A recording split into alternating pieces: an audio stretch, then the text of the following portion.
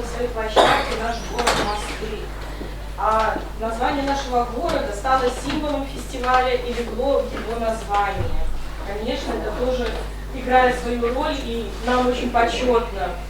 Вот. И сегодня Мосты Сухучинности собрали много творческих и талантливых людей с разных уголков Беларуси.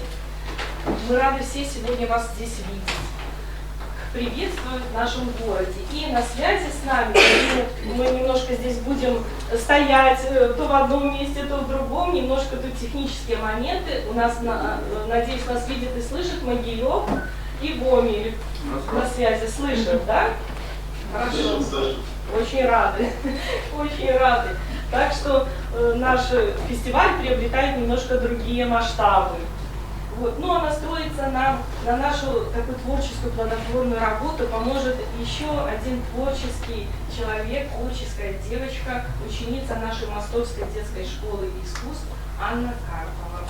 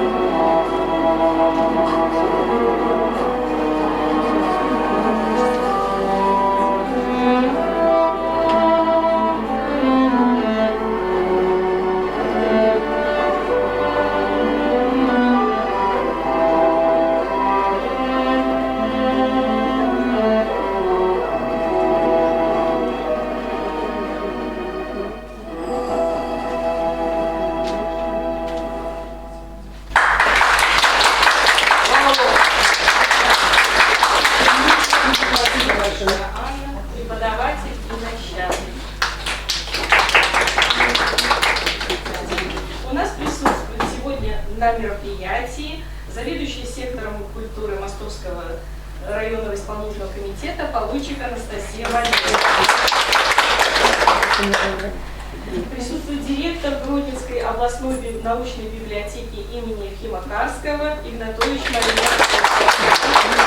Заместитель председателя общественного объединения «Союз писателей Беларуси» Матвиенко Анатолий Евгеньевич. Председатель Гродненского областного отделения Союза писателей Беларуси Кебич Людмила. Председатель Бельского областного отделения общественного объединения Союз писателей Беларуси Демидович Татьяна. И, конечно же, мы рады видеть всех наших поэтов и просто любителей поэзии, которые сегодня находятся в этом зале. И передаю слово Людмиле Антоновне. Добрый день еще раз усім, уважаемые коллеги, сябры, читачи, аматоры литературы, особливо поэзии. Потому что есть звестки, что сегодня в свете читают наогул книги только 1% людей, а поэзию 0,003. Так вот, некто с таких вот доследчиков сказал, что те люди, которые любят литературу, яны належать до квету нации, а те, кто цікавится и любит поэзию, особливо сами творцы поэты, это элита нации. Ведь я хочу одразу пожадать усім тим, хто сьогодні присутнічає тут у залі, быть завсёды ікнуться до того, как нас называли элитой нации. Я думаю, что наш фестиваль, первый фестиваль, присвячений поэзии, отбывся на Гродненщині. Это так само не випадково, потому что на Гродненщине спокон веков жили поэты, и добрые поэты, их імёны все ведають. Я не буду их перелічвати, а лишь нам это гонорово. И чему менавіта поэзии присвячений наш фестиваль? Это так само не випадково, потому что поэзия открывает великую махчимость для диалога. И она показывает, что у всех нас, где б мы ни были, хвалюють одни і ті ж питання і почутці. Поэзия – одна з граней нашей свободы, светка нашей принадлежности до человечего роду. Открыть для себя нават один верш значит погрузиться не только у мову, а и у обвостранное усприймання свету іншим чоловіком. У його почутці, як би далеко ён не знаходзіўся. Сапраўдная паэзія – гэта заўсёды нешта незвычайнае, загадкавае, таемнае, што мкне да сябе сілаю зямнога прыцягнення, прымушае спыніцца, уразіцца, задумацца надоўга, нават самых абыякавых і чым ахаляючага свету людей до жыцця. А сапраўдны паэт – это не только сын своей земли, своего народа, а это майстра мастацкага слова, кто ад нараджэння надзелены талентом, Божым даром слухать час, прадбачыць наперад и прадказваць, что нас чакае завтра, якими мы будем, прорастаючи в детях, внуках, правнуках. Як только не называли поэзию, какие только рысы не приписывали вершаваному слову. Вот некоторые из них. Поэзия – дивная музыка слов. Играние почуться на лиры. И голос привабливый, шчырый. Поэзия – дивная музыка слов. Живыми радками керуя любовь, и ты радки конвоируй. Поэзия – дивная музыка слов. Играние почуться на лиры. Поэзия – хвороба усіх часов. Поэзия – служанка и королева. Поэзия – няўлоўны сакрэт, які ніхто ніколі яшчэ не рассакрэціў. Яе вялікасць паэзія адорвае цудотворным умением творить хараство и чаровать хараством, знаходзіць апірышча ў вечным, светлым и святым. Счастливый той творца, які можа сказаць: «Да мяне притулилося слово». Поэзия – фонтаны шчырых слов, и водоспады, и хвали, цунамі, што раптоўна падышло да сэрцаў, як ад бурых не хавалі.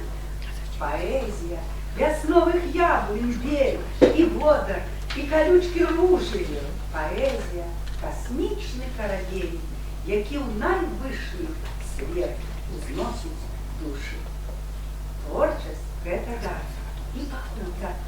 І надзвычай адказна несці Богам дадзены дар і пакутаваць ад неведання, як яго напоўніцу пранесці і быць пачутым. Жыццё ў мастацтве і мастацтва ў жыцці. Такая цана і плата, такі смак мастацтва паэзіі, супярэчлівага і суровага і ахвярнага. Той, хто піша, неаднойчы задаваліся пытаннем, ці варта сёння быць паэтам? Ці варта лірыкай займацца?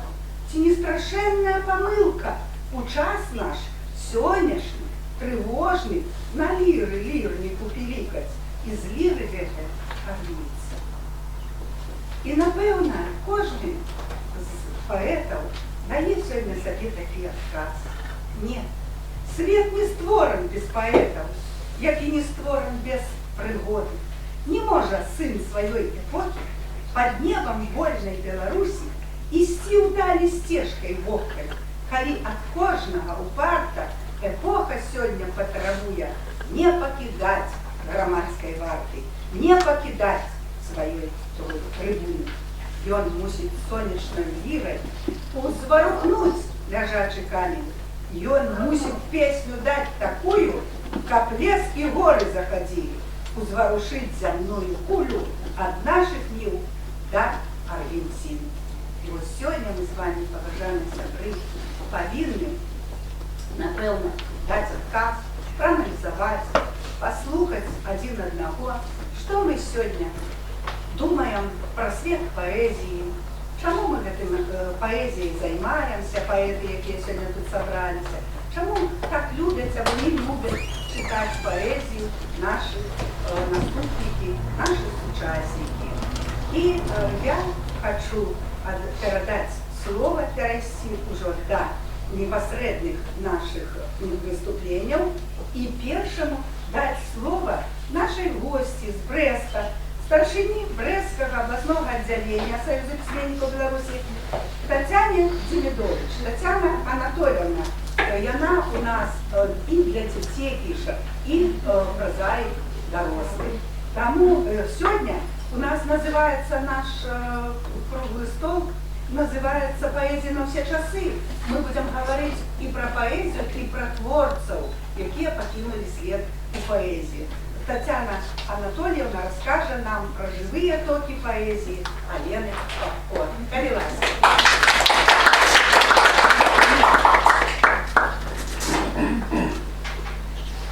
Дякую за такі урочисті прийом. Мені приємно сьогодні бути разом з вами. І коли ми говоримо про поезію, що треба її читати, взагалі поезію треба слухати серцем. Я сегодня хочу рассказать про творчесть молодой поэтки за нашими молодыми поэтами «Наша будущее». Тримаю у руках дебютный вершованный сборник Алены Папко, який побачив світ у видавництві «Альтернатива» з теплой і докладной назвою «Мой сад». По виниках областного литературного конкурсу ім'я Владимира Колесника книга Алены Папко отримала перемогу у номинации «Поэзия». Алена Папко народилась 24 лютого 1990 года у Жорсти Соколова Дорозовского района. Училася у Огородницькій середній школі, скончила факультет заміжних мов Брестского державного університету 2015 года. Яна член Союза письменников Беларуси. Друковалась у часописах «Молодость», «Полынь», «Неман», «Наш современник», газетах литературы и мастерства «Звезда», «Заря», «Моя». Яна лауреат республиканского литературного конкурсу ім'я Максима Богдановича, областного литературного конкурсу для детей и юнацтва, переможца конкурсу молодых литераторов союзной державы «Мост-Сябровства», творчего споборництва «Родный дух».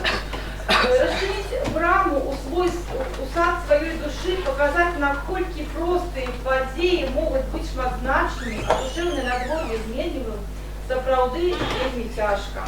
Бо паэт безабаронны перад навакольным светам, со сваім уменнем дзяліцца пачуццямі. А яны такія крохкія, такія крохкія, такія бясчотныя.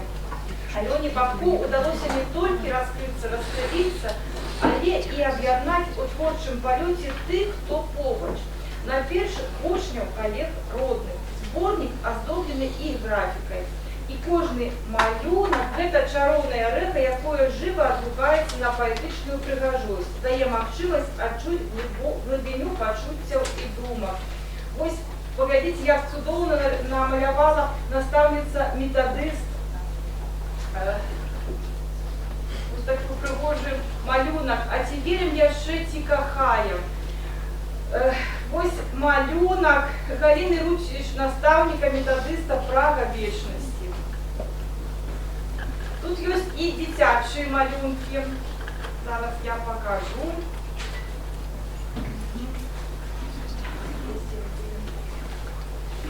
Напрыклад, радзіма Рамонкі, матуля Беларусь, вёска кахання. Так прыгожа малююць у школе, у маленькай вясковай школе вучні і настаўнікі. Натхняльнікам для выдання кнігі рэдактарам і аўтарам размовы выступіў настаўнік беларускай мовы і літаратуры Мікола Жуковіч. На яго думку, лірычная гераіня аўтаркі паўстае рэалісткай і адначасова філосафам, дарадчыкам і дзесьці разгубленай ахвярай абставін, дачкой і няшчаснай закаханай. А мне здаецца, што дзявочага аптымізму і жадання перафарбаваць абставіны ў светлыя колеры у вершах значна больш, што і робіць паэзію Алёны Бабко такой прыцягальнай, празрыста акрыленай. У першы раздзел кнігі з птушынага «Бачыць палёт у край», што мне дарагі, увайшлі вершы, прысвечаныя радзіме, родным людзям. Гэта надзвычай яркая вандроўка, дзе кожны ўздых ужо падзея, дзе кожны крок ужо любоў. Я прачытаю адзін вершок. Цвіце. Цвіце зямля рамонкамі і мятай. Маліннік заплятаецца ў жыццё. Мне не парушыць казачнага свята, не наталіцца сонечнасцю дзён, а далягляд ім жыць над цішынёю сонечнай і ніколі не збяднець. Калі палі, красуюць бажыною, калі ўзыход сташае ружавець. Прыйду на міг застацца, как навечна, і любавацца дзіўнай стараной. Звіняць лугі над ясельдаю рэчкай, зямля будзе сівою даўніною. Паэтэса збірае ўсё добрае, як дзівосныя кветкі ў садзе, і з хваляваннем захоўвае чароўныя ружы ўспаміны, выпраменьваючы сваё шчасце, якое не заўсёды лёгкае. А як успомніцца, дык да усмешкі да слёз. Ведаеш, мама, а ў нас з табой кветкавы лёс. Як жа іначай, вясна узніме крылы свае, бэзам расквечаны май за сабой пазаве. Асобна вылучаны вершы, прысвечаныя роднай мове, якую паэтэса называе сонечнай. І з гэтай прамяністай пяшчотай вядзе свайго чытача ад старажытнасці да свайго сэрца, да прыгожай рэчаіснасці, дзе ўсё гарманічна, і мілагучная мова, і звонкая вясная цішыня, у якой губляецца дрэнная і надзейная. Я іх прымаю ў спадчыну сваю, зямлю, дзе сэрца цёпла на марозе, і мову быццам з вамі павару, і чую крокі вашы на дарозе. У третьем разделе давайте с вами гутарыць пра вечныя размовы, а вечныя звычайна пачынаюцца з вясны. Яна прысутнічае ва ўсім, у з'явах прыроды, настроі, жаданні застацца ў памяці блізкіх, вясёлай і шчаслівай. І калі ёсць сум, ён сыходзіць з першым цяплом, а горкая усмешка мяняецца на ўпэўненую надзею, дзе дзень за днём прыходзіць адчуванне, што наперадзе столькі няпожаных сцежак, што трывогі абавязкова сыдуць як талая вада. Всё будзе добра. Прага адзінага, добрага, звонкага, роднага, шчырага. Апошні раздзел я застануся ў памяці тваёй пераносіць нас у алею кахання. Тут змешчаны верш «Мой сад».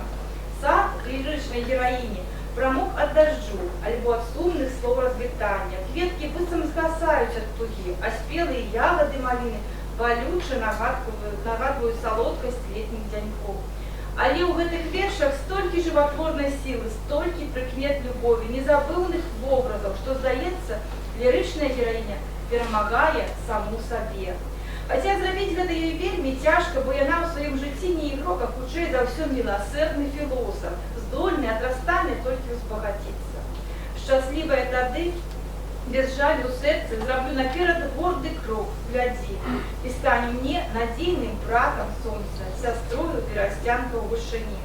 Жывыя токі Алены Бабко абавязкова абудзяць чытача самыя лепшыя пачуцці, падораць асалоду ад сутыкнення з таямнічым светам любові да жыцця, да роднага куточка, роднай мовы, блізкіх і дарагіх людзей. Ну, я, конечно, хочу подарыць бібліятэкі кнігу Алены Бабко «Мой сад». Мы будем спадзявацца, што ў літаратуру будзе прыходзіць усё больш маладых, таленавітых паэтаў. Дзякуй.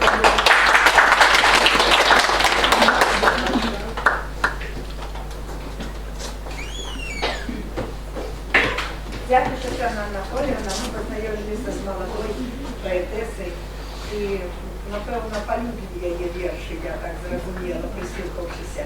А зараз так само наш гость з Бреста, Сінькавець Владимир Адамович, кандидат філологічних наук, доцент, викладач Брестського інституту розвитку адукації, член Союзу письменников Беларуси. Он нам прочитає, розкаже про чистую музику неба. Это поэзия Анатолия Шушко, Миколы Антоновского и Миколы Пучко. С Брестщины все, так я розумію?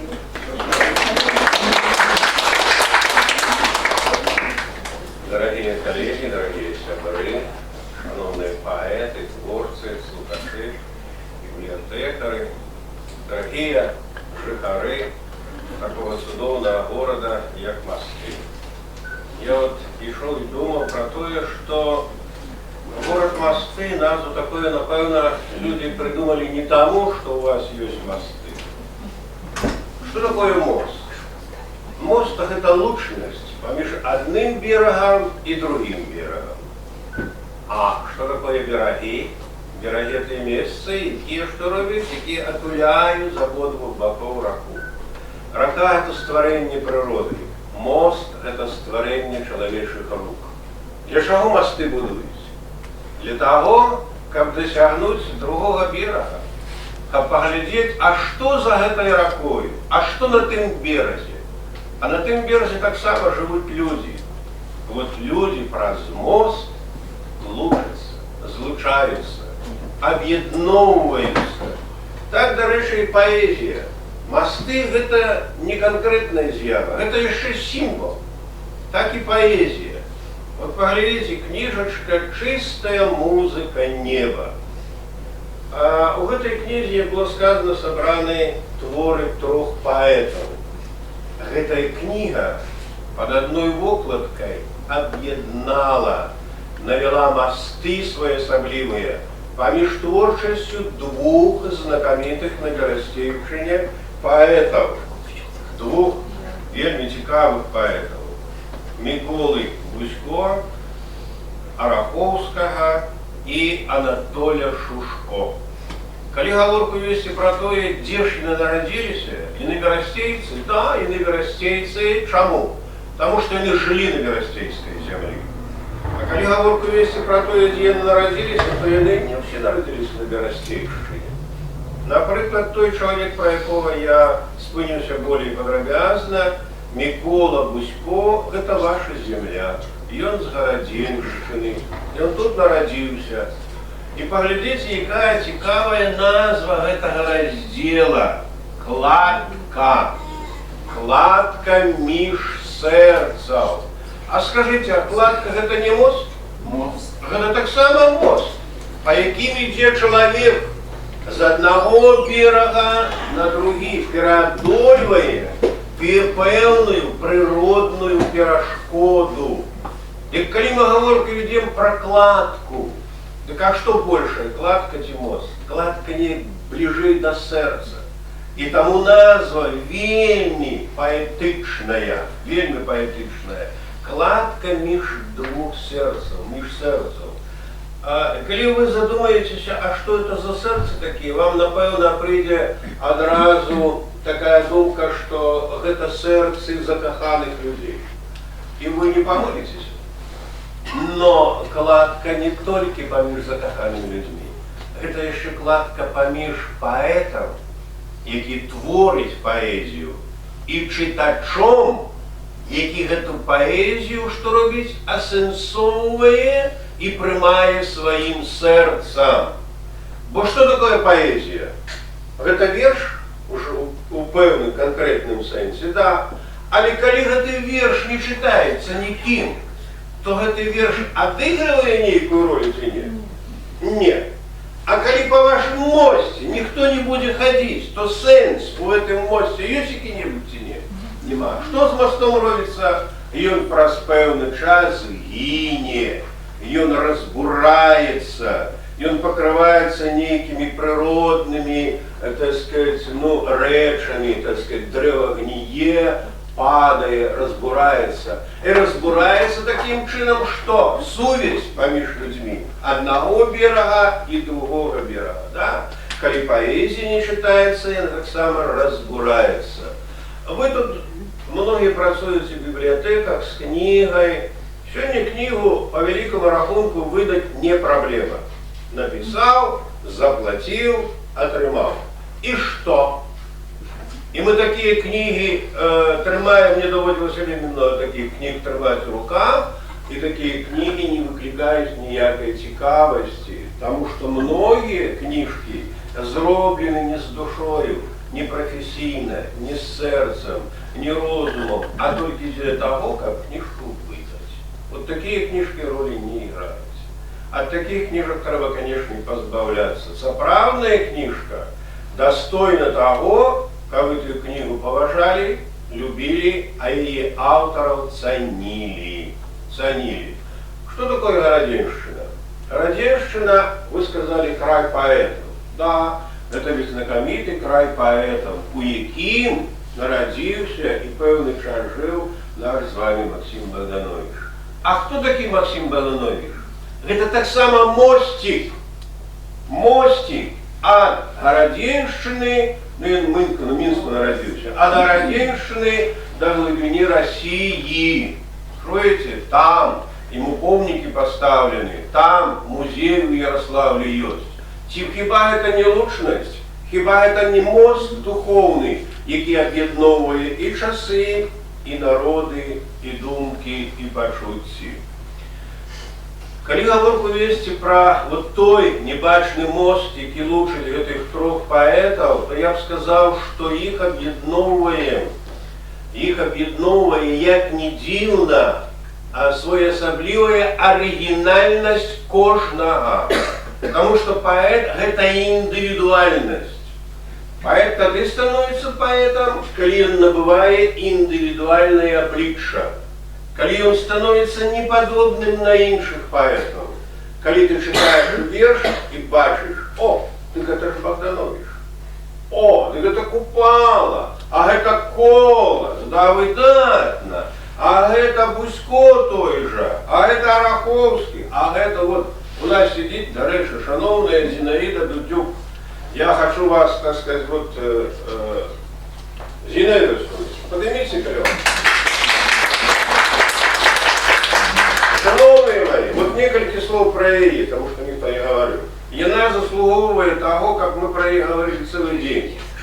Это автор шматлікіх паэтычных книг. Гэта адзін, можа быць, з самых масавых таких пісьменнікаў, якія колькі 9 романаў напісаў. Уявляеце, што такое роман пісаць? Да? Вот яна, да, яна ідзе па пэўнай традыцыі. Нельга сказаць, што у нас ніхто не пісаў пра гісторыю. Да, у нас многія пісьменнікі гісторыкі ёсць. Найвялічшы, конечно, Караткевіч. Дарэчы, ваша землячка Ольга Іпатова, выдатная пісьменніца. Да? И так далее. Вот и она с городским народом, прожила много часу на Горостейшине, больше часу своего життя. слепая, она не лучшит две области. Лучшит. Не лучшить города, лучшить. Не лучшить поэзию с прозой и драматургией, лучшить. И она сюда приехала для чего? Для того, как злучить свою творчесть с теми, кто ее читает и будет читать. Так вот, яны індивідуальності. Но гэта індивідуальнасці аб'яднаны не толькі геаграфічна перасцейшчынай, а чым?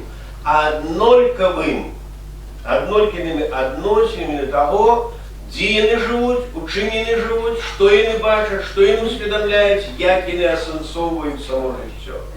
Вот ваш земляк Бусько, ён мяне не проста здзівіў, я его добра ведаў. Мы сустракаліся множество разоў, мне ёсць много фотаздымкаў зробленых яго. Ён чалавек своеасаблівы быў. Своеасаблівы, усё марыў. Я приеду до вас в берасці і сустрэнуся з вашими студэнтамі. Я много вам раскажу про Колесника, якого я добра ведаў, і які побач са мною, так сказать, нарадзіўся і жыў тут у вас недалёка таксама. Лучнасць таксама ёсць такая своеасаблівая.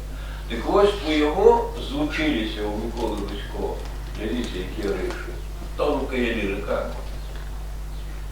філасофія, глибоке асэнсаванне жыцця.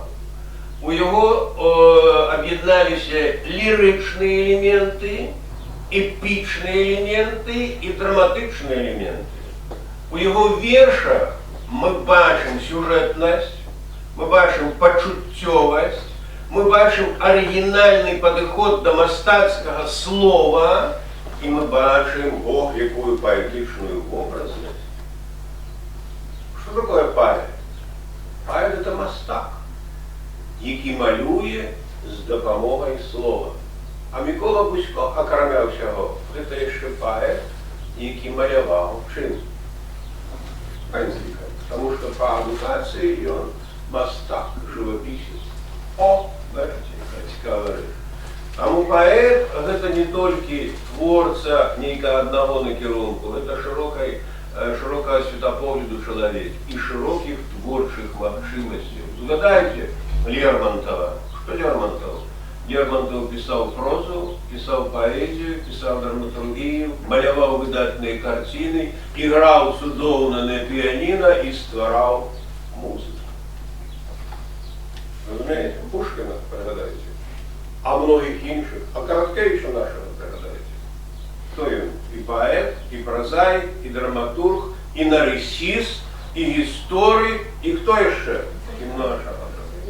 Вот вам что такое объединение, что такое мосты, что такое творчесть.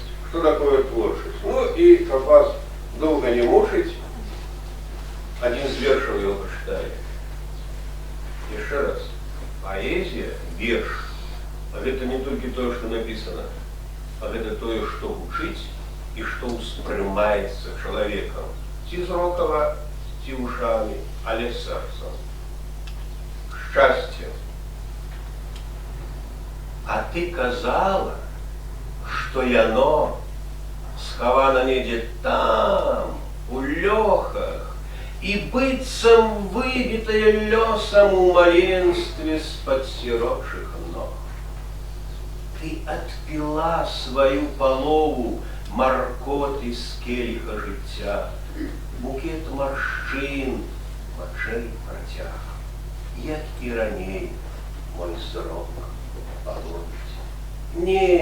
Не маршчынкі, сцежкі смеха, сканцэнтраваны часам сум, турботы злізваюць красу, як мы, морозіва з пацеха. Твой цёмна-сіні цвет вачэй, пачуцці цвеліць, неба шаты, спявай, ідзі, эмоцыі свята, што можа быць яшчэ ярчэй, аб карані няўдач тваіх зашмат прыйшлося спатыкацца, якое шчасце умывацца мне сінявой ноч тваіх. У лес уціснуты стаю, перарастаю словы ў гімны, ты песню верности зачни мне, а сосны хором п'ють.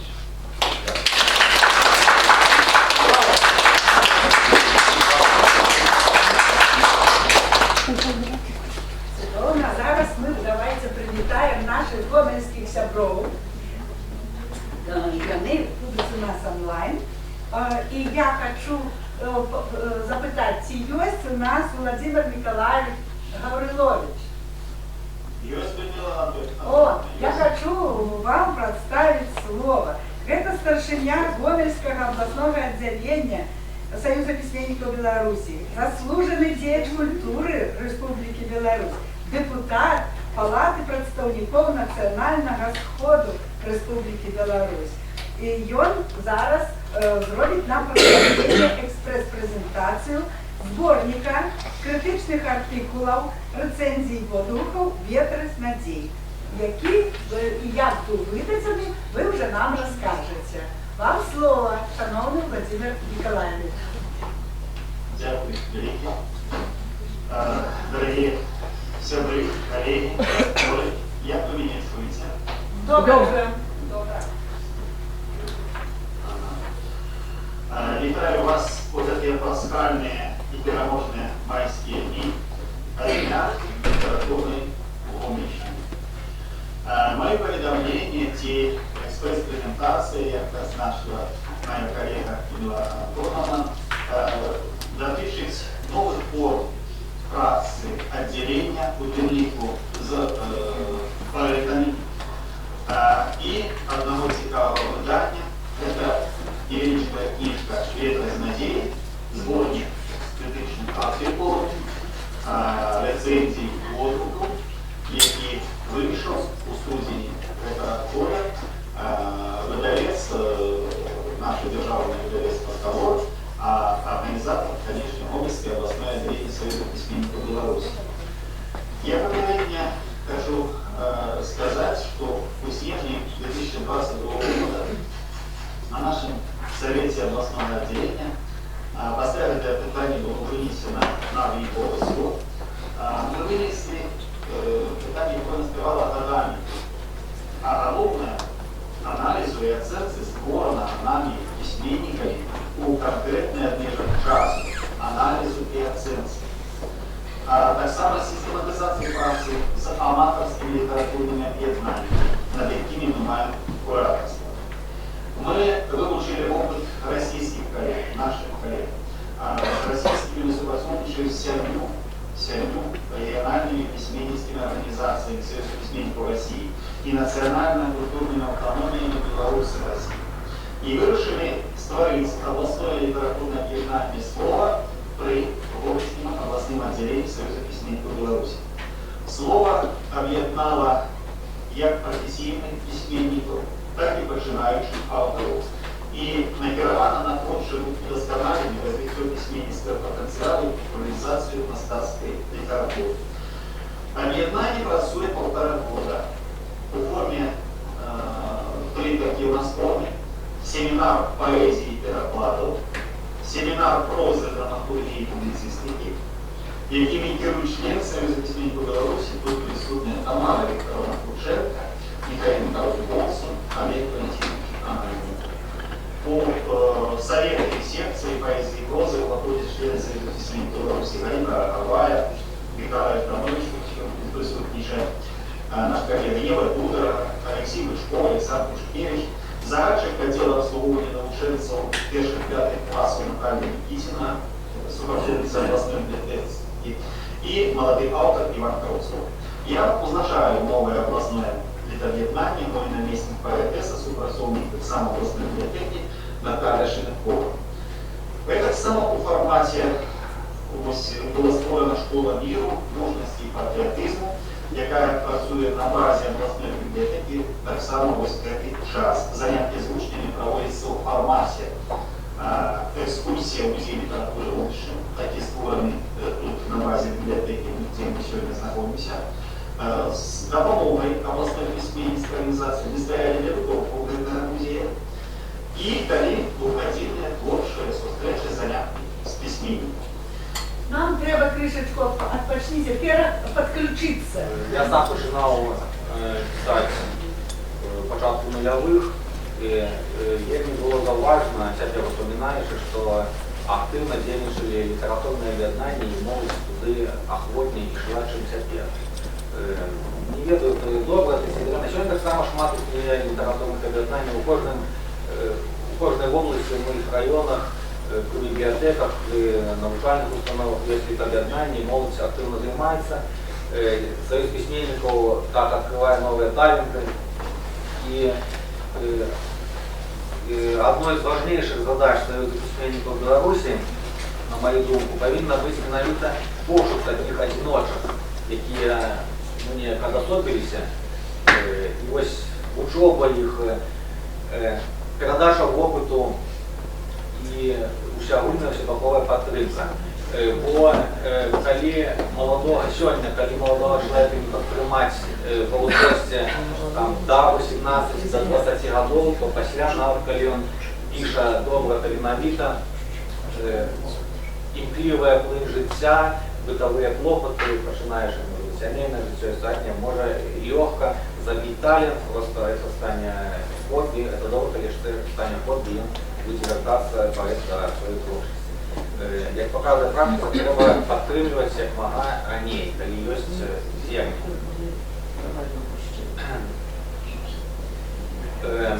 Вялікі жаль, сёння існуе праблема выдаць першую кнігу маладога паэта.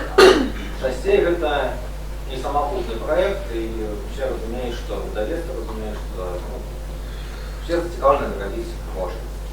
Раней былі, так давно еще, были регулярные книжные серии. Библиотека журналистика «Молодость», дебют мастерской литературы, молодая поэзия Беларуси в Харвесте, низкие молодые голосы, Шатель Швецию выдавецтва выдавала Харвест. Теперь регулярной серии нема. Любое выдавецтво, коли ввести, то у поветрия, как бы лётая, это необходимость, это потребно, все разумеют, что если не подпримать сегодня, то завтра просто не будет успевать. Не завтра, а в несколько разов. Все это разумеют, что потребно это было, але выйсти походе не находится. Максима некая агульная думка, некое агульное поразумение, стоит выйсти у створения неких фондов, максима с органами влады, ну, але, так, поэты на своим уровне это питание не вырашить, это да, тему там. Або праз падтрымку, праз нейкія прэміі, скажем, калі параўноўваць нашу ситуацию с Россией, то в России вельмі шмат літаратурных прэмій істотных. То есть человек атрымоўвае прэмію за кнігу, ён можа на эту прэмію выдаць яшчэ некалькі кніг. Атрымліваецца, што учёба у літаратуры забяспечана. У нас, на жаль, нема такіх магчымасцей. Это трэба вырашаць. Дажыў Кеній. Природу осуждать я не беруся, да як с такой неразбярыхай жить.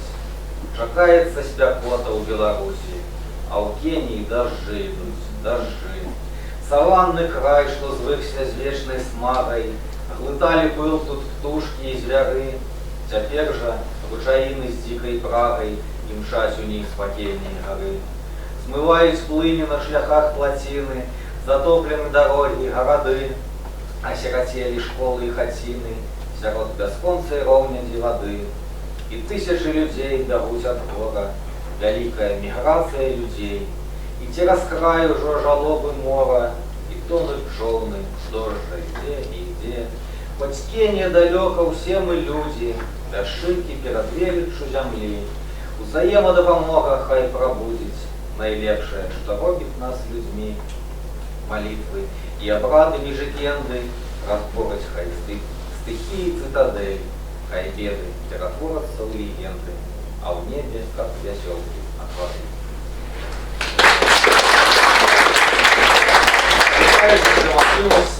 Такой машины потом не будет. В Выдавецком доме звезда. Этим летом запланирован выход моей новой книги. Книга Рахмета Малаховского. Я при магчымасці звяртаюся да бібліятэчнай сістэмы, калі ёсць магчымасць падтрымаць маладога ўсё яшчэ паэта. Я з задавальненнем прыеду в бібліятэку са сваім Дякую.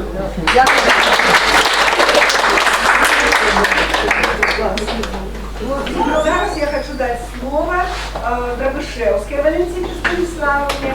Она поэтесса, прозаик, член Союза письменников, пишет для дорослых, для детей, и верши, и прозу. І яна закране нашу вельми цікавую поетесу, якої, на жаль, вже нема, яна на небесах, але яна наша, московська, Львівська. Ірина.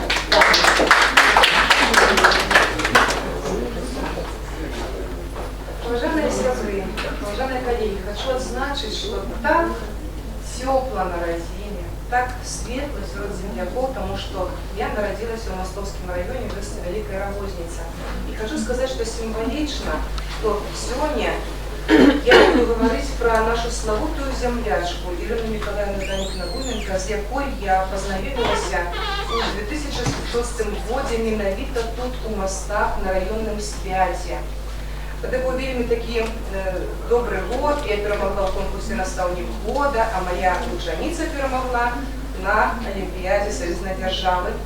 И нас узнаваложили. До меня подошла пригожая, светлая женщина и повіншувала. И так мы познакомились с Ириной Николаевной Даніківною-Гуменко. Потом в этом же году я приняла в Союз письменников в Беларуси и вышла ее одинная книга поэзии.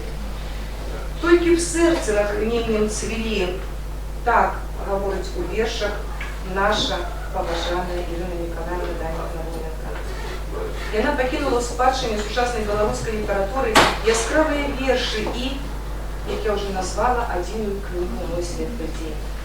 Назва книги ілюстровує щире і працьовите життя поетеси, якое так само було світлим. А народилася Ірина Миколаївна у Зыбинском районе, у вёсцы Дергілі, у сям'ї лесника. З самого дитинства вона захоплялася пригожостю природи і з самого дитинства малювала. І ведаєте, що цікаво, коли вона закінчила школу, її душа романтика, душа поетеси занесла у Донецьку область. І вона працювала токарем на ремонтно-механічному заводі. Але ж корані звали її на родину. І вона вернулася і стала працювати у районній газеті, Зыбинській газеті «Праца». А як вона там стала працювати? Вона одослала туди свої вірші, і вірші так сподобалися редакції газети, що вони її запросили у свій штат. Потім вона працювала загадчицею Дергілёвського сільського клубу. І це був вельми шиковний час для поетеси, тому що її вірші друкували у Лімі, у часописі «Полымя», у «Молодості».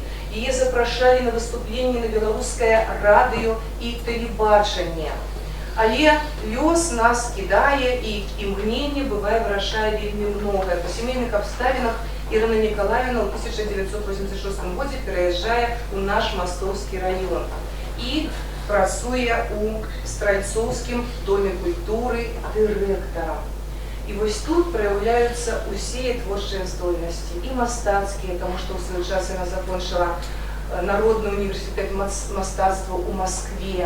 І вона і малює, і лепить, і пригожі декоративні вироби, які ми бачили на виставах на наших районних святах. Це так само вона створила своїми руками. А так само і вірші, шиковні вірші. «Мой світлий день». У вірші поетеси порівнюється поетична творчість з весною, а самі поетичні рядки з пелюстками кветок. Ірина Миколаївна з радістю усвідомляє, що своєю поезією, як світлом, наповнила кожен день. І світло це вузьким ореолом буде горіти ще довгі роки. Цвети, весна, и осыпай пелёстки, другие придут завтра вести. Горить на небе ореолом воским мой светлый день, и мне его нести. У зборнику лірики кожним радочком поетеса признається у любові до родини, хвалюється за яе лёс і заклікае нашчадкаў. Каб пад крыламі радзімы свет не здаўся вузкі, каб заўсёды быў адзіным край наш беларускі. Многія вершы Ірыны Мікалаївны сугучны ў сваім пасыле са сцвярджэннямі Янкі Купалы, які пісаў: «Не шукай ты шчасця долі на чужым далёкім полі, не шукай сабе, мой братку, з ветрам бацькаўшчыну матку». Менавіта ў родным краі, на думку Ірыны Мікалаївны, паэзія усюды. Моя паэзія, ты ўсюды, у бляску сонца і в ачах, вяршыня дум і боль і цуда, жыццё і радасць і адчай. Паэзіі Ірыны Данік-Науменкі характэрны тонкі лірызм, шчымлівая і задуменная інтанацыя, выключная эмацыянальнасць, шчырасць і адкрытасць. Вершы творцы напоўнены паэтычнасцю, якая пранізвае многія адценні чалавечых адносін. Любоў да радзімы, родных мясцін, удзячнасць блізкім людзям. Многія вершы адухоўлены глыбокім пачуццём не толькі любові да радзімы, але і веру ў яе светлую будучыню. І яна прызнаецца: «Мне хораша ў палях, дзе песні, як вытокі, плывуць у сэрцы ніў хаючаю ракой». Паэтэса сваімі ракамі услаўляе і родныя рэкі, пацвярджаючы словы Якуба Коласа: «І дзе на свеце ёсць такая, як Нёман, рэчачка другая». Яна піша: «Над дзярвянкай і над Нёманам вождь дзявочых не злічыць, і вясёлкавымі промнямі песня родная гучыць». Шмат сваіх лірычных твораў паэтка прысвячае родным людзям, бо усе мы з хат, усе мы з цішыні, усе мы з цёплых матчых дамоў. Образы матулі, бацькі, бабулі увабралі ў сябе дарагое і запаветнае. Яны ўвасабляюць самае светлае, добрае, што існуе ў жыцці паэтэсы. Калі жывуць бацькі, свет гэтакі багаты. Не трэба ні прысмакаў, ні абноў, і кліча адусюль цяпло бацькоўскай хаты. І хочацца вяртацца зноў і зноў. Ну, а зараз в студию, увага, мы запрашаем Могилев и Могилевскую область и хотим пропоновать слово Кисель Олене Владимировне. Олена Владимировна, чи чуете вы нас? Здравствуйте, мы вас очень хорошо слышим. Так само чуем. Кандидат филологичных наук, член СПБ, прозаик, литературный критик. И вот у яе вельми цікавая тема. Может ли устареть поэзия? Коли ласка, Олена Владимировна, мы вас слушаем уважливо. Спасибо большое, очень рада здесь быть сегодня, очень рада слушать замечательные доклады. Но поэзия — это не только прекрасное произведение, великолепные книги и знаменитые чудесные имена. К сожалению, бывает так, что поэзия — это еще и проблемы. Я об одной из таких проблем мне хотелось бы вот сейчас поговорить. Может ли устареть поэзия? Ну, нет, конечно, классическая поэзия, во всяком случае, хочется верить, будет существовать всегда. Будут ритмы, эпичные темы, на которые хочется говорить стихами и художественные приемы. Но почему уже во времена Пушкина смеялись над графом Хвостовым, который очень любил старославянизм? Почему мы сейчас не так часто пишем 400-м диалогом, избегая пушкинской мелодии? Почему не считаются сейчас хорошими ритмами «вот», «вот», «любит», «любит»? Почему глагольная ритма считалась плохой? Помимо уже во времена Пушкина. Кстати, он об этом писал. Есть у нас и понятие стертой метафоры. Получается, что как и язык, поэзии чуждо однообразию, как и язык она стоит развлекаться. Однако она делает это своим законам. Поэзия старается соблюдать преемственность, то есть наработки предыдущих поколений поэтов сложатся в основу для творчества следующих поэтов. Но одновременно поэты всегда пытаются достичь чего-то нового, расширить собственные границы, и об этом мы тоже сегодня слышали уже. Именно стремлением к уникальности можно разделить двух серебряного века, когда символизм, марксизм и прочие измы. И пусть этот с временами принимал откровенно странные и даже умные формы. Однако самое главное, он сумел сделать длинную, застывшую народную мысль, когда классическую поэзию принес ее новые темы и новые способы выражения. А навстречу поэтам Серебряного века поэзии, аллегорически выражаясь, стали поэты века бронзового, шестидесятники, которые привнесли в тексты интересные художественные приемы, открыли для читателя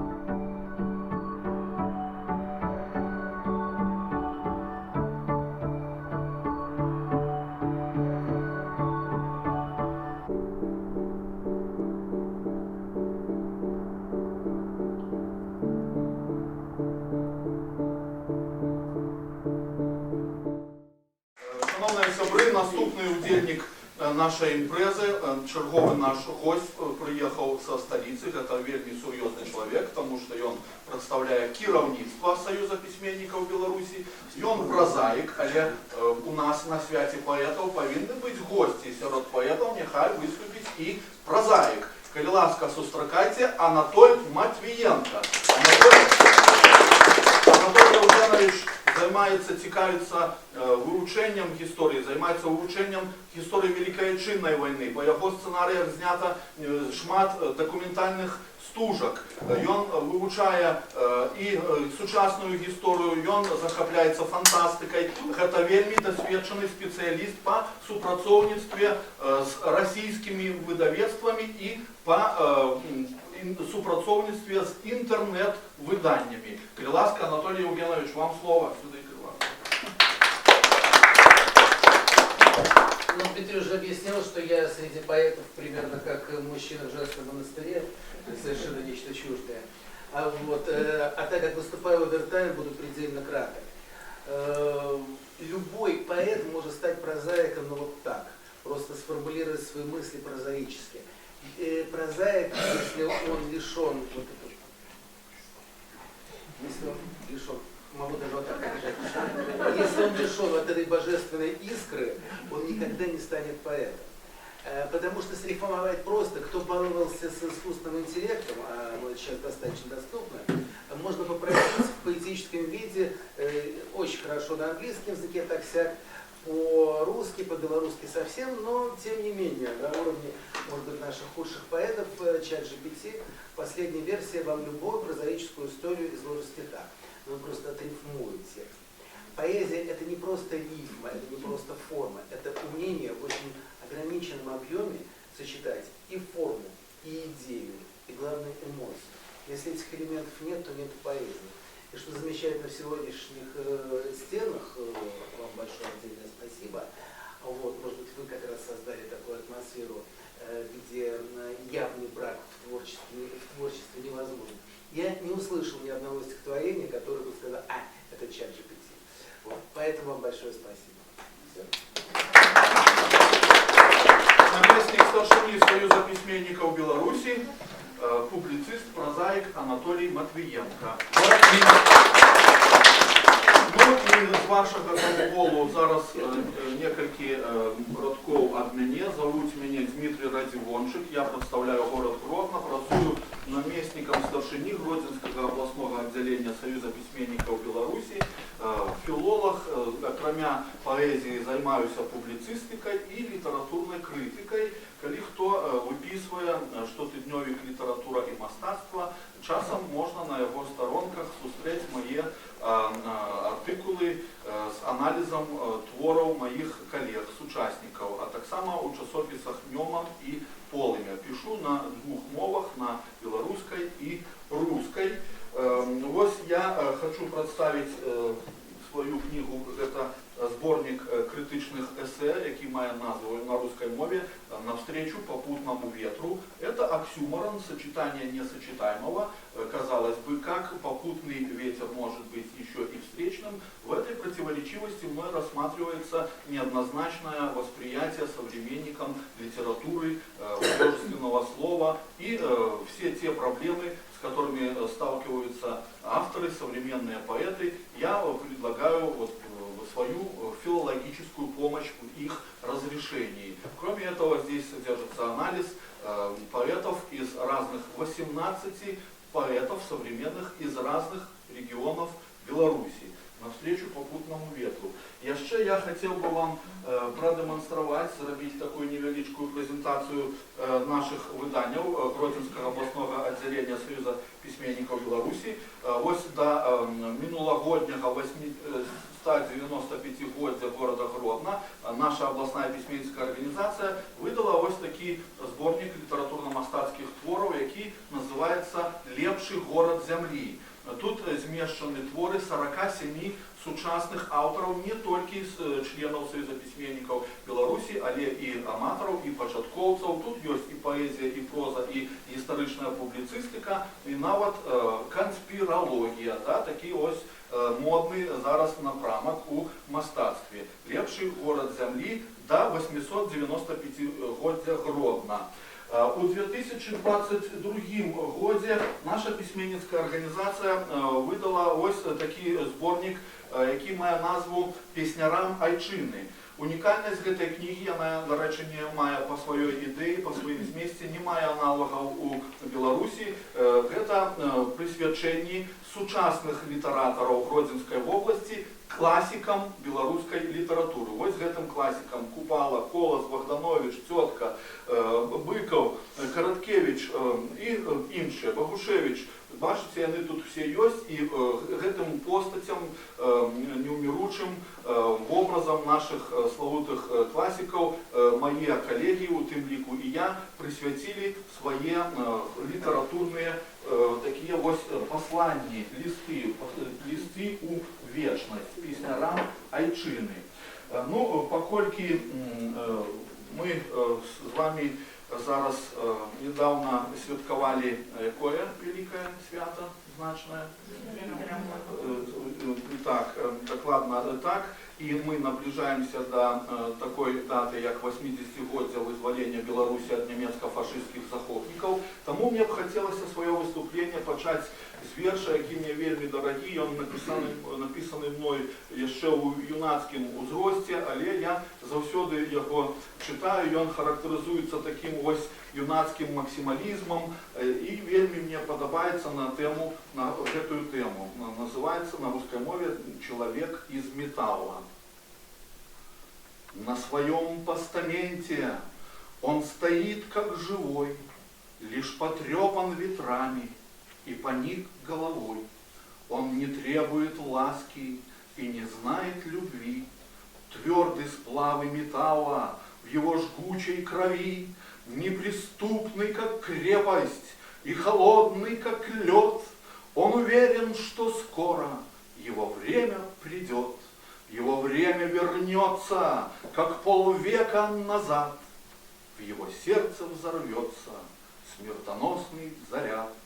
Он сойдет с постамента, словно призрак ночной, и без всякой команды смело ринется в бой с пустыми страстями, в бой с коварством и злом. И на штурм этих целей он пойдет напролом. Если было по силам мир сей сделать другим, то клянусь этим миром, я пошел бы за ним. Шановні, коли гучать аплодисменти, я заўсёды кажу, що для поэта гэта вельмі важна, і означає, що гэта, що на поэце яшчэ рано ставіць крыж. Ось, тому дякую за ваші аплодисменти. Я, до речі, хотів би зробити невеличкий майстер-клас. Такая ёсць распаўсюджаная, вельмі моўная памылка поэты і пісьменнікі, так? Поэты і писатели повторяють все заўсёды у інтэрнэце, у СМІ і тиражирують гэтую памылку, але мне падаецца, што ў дадзеным выпадку ідзе гутарка, хочацца сказаць, поэты і прозаікі, таму што пісьменнікі гэта паняцце агульнае, а паэты гэта частковае. Все паэты, прозаікі, краязнаўцы, публіцысты, драматургі гэта пісьменнікі. Калі мы кажам паэты і пісьменнікі, гэта памылкова, таму што гэта тое ж самае, што казаць жанчыны і людзі, або дзеці і людзі. Часто говорят литература и культура. Так само помилково, тому что литература это частка нашей культуры. Тому давайте не будем тиражировать гэтыя помылки, будем больш уважліва ставиться до тых слов, до тых выразаў, якія з наших вуснаў выходзяць. І вось я вельмі удзячны першаму рэспубліканскаму фестывалю паэзіі «Масты сугучнасці» за тое, што менавіта дзеля гэтай сугучнасці, дзеля гэтай гармоніі вось мы будем супрацьстаяць нашим моўным памылкам. Ну і яшчэ адзін твор з зборніка песняра Майчыны. Як вы ведаеце, напэўна, я ўпэўнены, што усе ведаюць, у маі, менавіта 25 мая, адзначаецца Дзень памяці класіка нашай айчыннай літаратуры, паэта Максима Богдановича. І вось у Максима Богдановича ёсць такі твор «Я хацеў бы спаткацца з вами на вуліцы». Мяне ён натхніў, я крыху пераасэнсаваў гэты ось яго заклік, гэтае запрашэнне да грамадскага дыялогу і надаў гэтаму дыялогу такое больш інтымнае гучанне, і верш атрымаўся такі вось пра каханне і пра яго пошук. Называецца верш «Заўсёды ваш». Я хацеў бы зноў з вами спаткацца на вуліцы, запрасіць вас на шпацыр па свеце маім, дзе нябёсы зямлі прыгажосцю любуюцца, у мінулым, адкуль мы дозор поляцім. Я под ливень хотел с вами трапить весновый и воды дождевой прохолоду отчуть. Только чистой воды прохолоду и словы, ваши словы ловить, быццам кропли дождю. Я хотел бы зноў з вами спаткацца ў свеце, дзе сябруюць на праўду, у пашане душа, дзе шчаслівая старасць, здаровыя дзеці, а навука ратуе прыроду спярша. Мае мары, як карты ў калодзе тасуюцца, гулам ветру ў трубах гучаць мае словы. Я хацеў бы зноў з вами спаткацца на вуліцы, замест гэтага трапіў пад ливень вясновы. Так я мару дагэтуль пра наша спатканне. У натоўпе імкнуся ваш твар разглядзець, але ж зноў замест вашага адлюстравання я ў вітрынах чамусьці ўсё бачу сябе. Ну што ж, шановні сябри, підходить до завершення наша поетична імпреза. Я сподіваюся, що субучність нами досягнута, а коли вона не досягнута у межах цієї нашої зустрічі, я впевнений, що ось тая добра справа, яка бере старт на благословеній мостовській землі, буде протягуватися. Будуть інші фестивалі, будуть інші зустрічі. Коли ласка, заходьте на офіційний сайт гродзенських письменників www.pisateli.by. Там ви, може, навіть убачите себе у відеофільмі про сьогоднішній фестиваль, який ось зараз менавіта здимається. Ось я хочу сказати велике, щире слово вдячності всім організаторам цього фестивалю. Я ведаю, колькі безсонних ночей, колькі нервових клеток страчено на то, каб гэтая добрая справа адбылася. Калі сёння мы ходили по экскурсии по гэтай цудоўнай бібліятэцы, я быў так усхваляваны, узрушаны, мне быў вялікі гонар перад маімі калегамі з іншых областей за тое, што ў нас ёсць ось сапраўды такая жемчужина Прынёманскага краю, наша Мостовская районная бібліятэка, і ў ёй працуюць такія добрасумленныя творчыя людзі, якія заўсёды вельмі цікавяцца літаратурай, падтрымліваюць яе. Пакуль жывыя такія людзі, ніколі не загіне наша айчынная паэзія. Дзякуй вялікі ўсім за ўвагу.